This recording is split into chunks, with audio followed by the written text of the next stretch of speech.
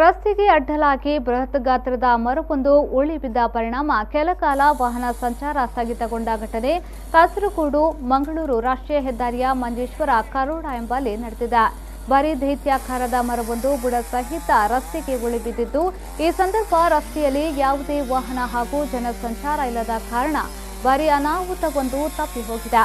ಆದರೆ ರಸ್ತೆಯಲ್ಲಿ ಸಂಚರಿಸುತ್ತಿದ್ದ ದ್ವಿಚಕ್ರ ವಾಹನ ಹಾಗೂ ಕಾರೊಂದು ಕೂದಲೆಳೆಯ ಅಂತರದಲ್ಲಿ ಅಪಾಯದಿಂದ ಪಾರಾಗಿರುವುದಾಗಿ ಪ್ರತ್ಯಕ್ಷದರ್ಶಿಯೊಬ್ಬರು ಮಾಹಿತಿ ನೀಡಿದ್ದಾರೆ.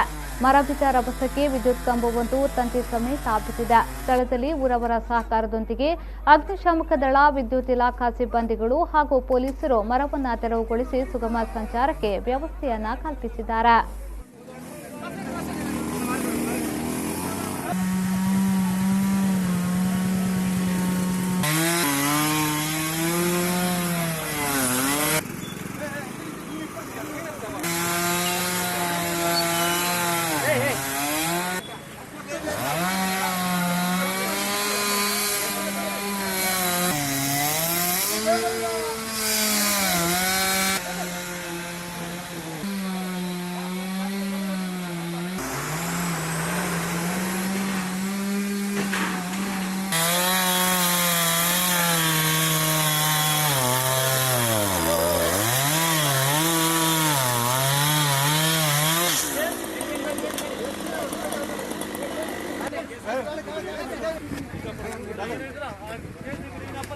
Dale.